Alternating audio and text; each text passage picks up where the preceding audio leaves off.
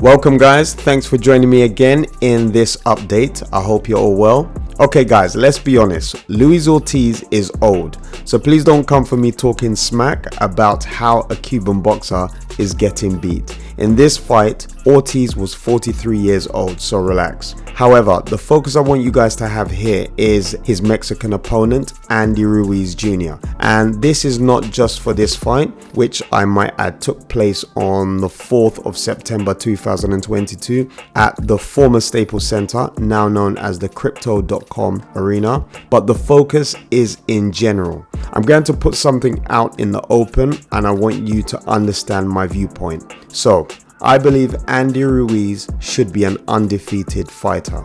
Now, before I give you the reason, I want to remind you that he has two losses, one against Joseph Parker and the other against Anthony Joshua. So as you guys should have heard during the fight through the commentator Joe Goosen, if you go back and watch the fight Ruiz had against Joseph Parker, he definitely got robbed. I like Joseph Parker and I think he's one of the top heavyweights out there, but Ruiz beat him. You can go watch this fight on my channel and make up your own mind. The link should be in the top right hand corner. Now when it comes to Joshua, we know that Ruiz won the first fight, and this is partly the reason why Ruiz lost the second fight. What I mean by this is that Andy Ruiz at the time was relatively unknown and Anthony Joshua was a global heavyweight superstar. He was a household name and was a top sports celebrity that had major sponsorship deals. So when Andy Ruiz managed to beat Joshua, it was not only an upset, but perhaps the biggest upset in the last 20 years of boxing.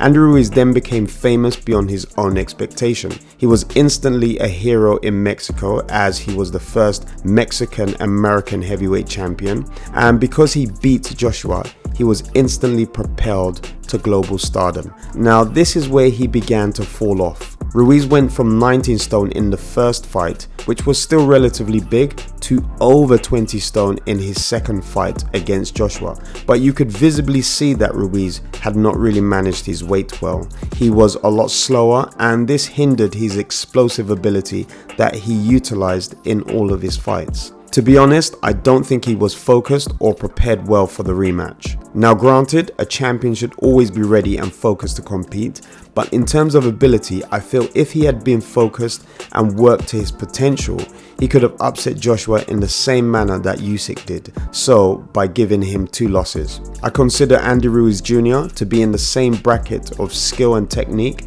as Usyk and Ortiz. They all do not solely rely on any physical advantage or ability to get them through fights. And in terms of Ortiz, also his age, you can see that their base is technique and skill. I believe Ruiz is a great Mexican heavyweight boxer that needs to rise to his full potential, and we will probably see a great performance from him when he fights against Jerome Miller on the 3rd of August in Saudi Arabia.